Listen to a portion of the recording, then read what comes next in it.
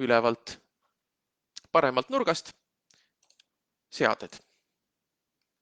Seadete all on meil vaheleht nimega ettevõtte varad.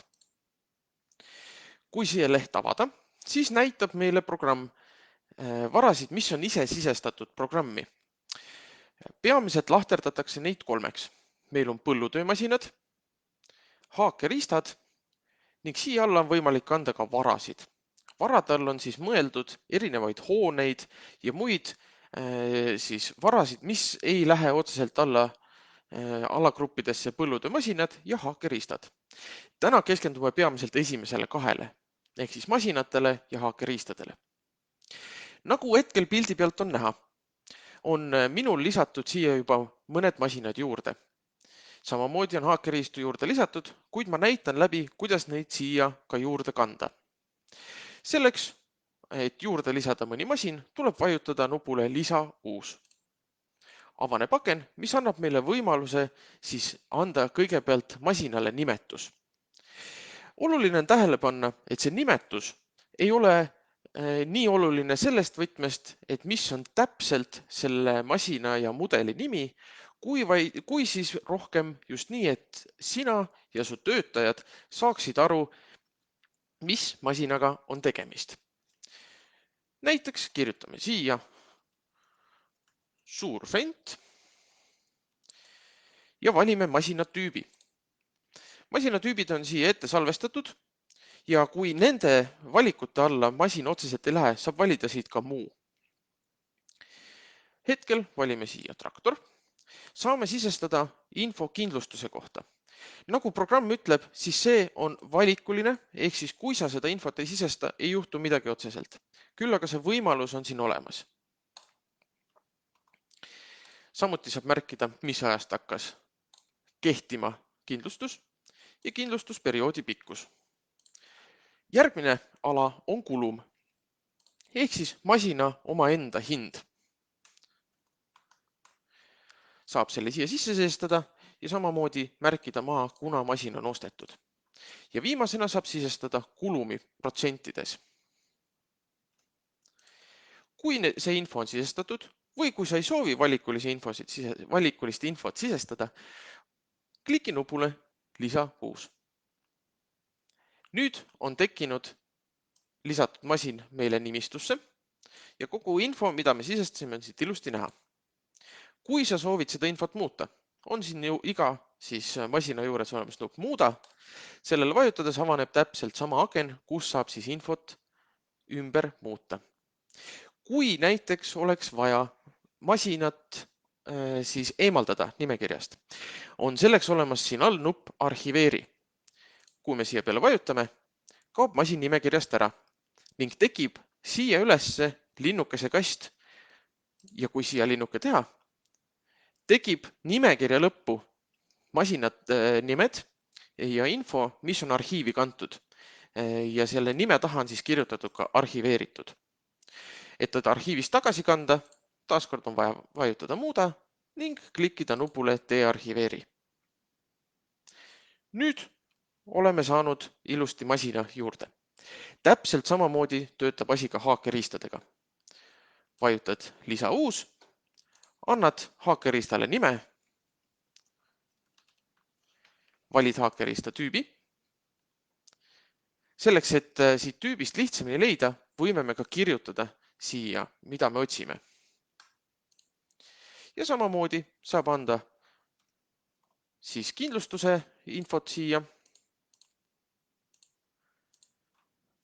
ning kulumi infot. Märgime ka ostuaja ära ja kulumi. Kui see on olemas, siis saab selle lisada haakeriistade juurde ja ilmuta ilusti meile siia valikusse. Nüüd aga vaatame üle, milleks me üldse seda siia lisasime. Esiteks saab nende riistade abil, mis on siia juurde pandud, neid lisada ka tööde juurde. Teeme ka selle läbi. Selleks tuleb alustada näiteks tööde lisamisega. Valida mõni põld, millele me soovime tööd märkida. Valida töö.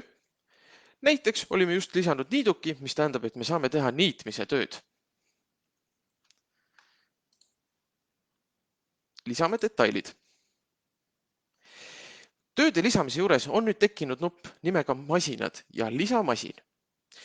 Kui sul ei ole masinaid lisatud programmi, siis ta annab sulle selle sama lehe peal märku, et kui sa soovid masinaid lisada, pead sa sisestama need programmi. See on siis see lehekülg, kus me olime just eelnevalt. Kuna masinad on mul juba sisestatud programmi, saan ma siit nupult kätte siis selle töömasina, mida ma soovin rakendada. Esiteks valin ma siit masina. Nime järgi saab ära tunda, millega on tegemist. Ja haakeriista. Kui ma soovin kasutada selle töö juures ka mitut masinat, saan ma lisada siia neid lahtreid juurde. Kui mõnda on vaja ära võtta, siis prügikasti nupp eemaldab selle. Lisame tööle ka staatuse.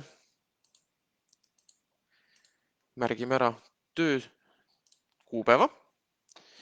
Kui on märkmeid, mis põlluraamatusse peaksid minema töö kohta, siis kindlasti sisestada need siin juba ära. Ja vaatame üle.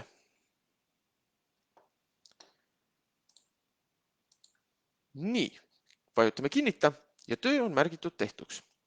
Nüüd oleme siis tööde tegemise lehe peal.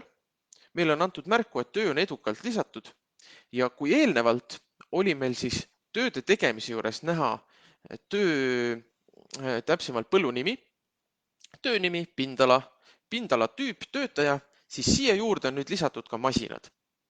Masinate infot saab ka siinsamas lehel muuta. Kui ma vajutan selle masinate või selle masina nime peale, avaneb leht, kus saan ma muuta masina infot. Nüüd on meil selle töö jaoks ilusti masin olemas. Võib-olla tekib küsimus, et miks seda kõike on vaja. Selleks on mitu põhjust. Esiteks aitab tööde juurde masina märkimine anda infot töötajatele, missugust masinat täpsemalt peaks selle töö juures kasutama.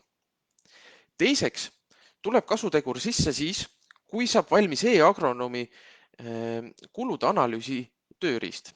Ehk siis kulude analüüsi juures hakkab tööriist arvutama ja arvestama masinate kulu. Ehk siis edaspidi, kui on kulude analüüsi tööriist valmis ja töödele märgitud masinad juurde, siis saab juba tööpõhiselt näha, missuguseid kulutusi on tehtud masinaga. Täna hetkel, kes kasutavad siis analüüsi või eelarve tööriista, arvestatakse peamiselt töödele üleüldine kulu masinate puhul. Edaspidi aga saab selle täpsemaks. Nüüd, kui see masina info on lisatud siia põllu või täpsemalt töö juurde, siis tegelikult rakendub see info ka põlluraamatusse. Ehk siis, kui sa põlluraamatu Exceli formaadis võtad välja, on see ilusti seal juba märgitud, missugust masinat on tööde juures kasutatud. Lisaks sellele, et saab siit arvutist kasutades lisada masinaid, saab ka tegelikult masinaid lisada ilusti mobiilirakenduses. Üks oluline vahe aga selle juures on. Nimelt, kui sa soovid masinaid lisada programmi juurde, selle jaoks, et sa saaksid neid töödele märkida, peaksid sa kõigepealt tulema arvutisse ja seadete alt ettevõtete varade juurest lisama need masinad. Seda mobiilirakendus hetkel ei võimalda. Küll aga kui sa oled masinad siia lisanud, siis seesama valik masinaid on kasutatav ka mobiilirakenduses, kui sa töid planeerid või märgid tehtuks või soovid neid näiteks muuta. Mobiilirakendusest ühesõnaga siis saab neid muuta ja kui tekib näiteks küsimus, mis on vahepeal ka läbi käinud, et mismoodi saab ettevõtete vahel masinaid kasutada, siis selleks on hetkel ainuke võimalus neid liigutada, kui kasutada neid ühiselt hallatud ettevõtete sees. Kui sul on mitu ettevõtet, mis ei ole ühiselt hallatavad, siis kahjuks masinaid omavahel jagada ei saa. See tähendab, et kui sul on küll masinapark reaalselt üks ja sama, siis tuleks siiski ettevõtetele need masinad eraldi sisse kanda. Ehk siis hetkel ei tööta see päris nii, nagu see töötajatega toimub.